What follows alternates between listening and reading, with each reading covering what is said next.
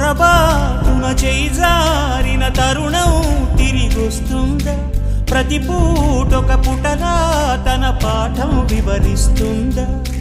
మన కోసమే తనలో తను రగిలే రవి తపనంత కనుమూసిన తరువాతనే పెను చీకటి చెబుతుందా?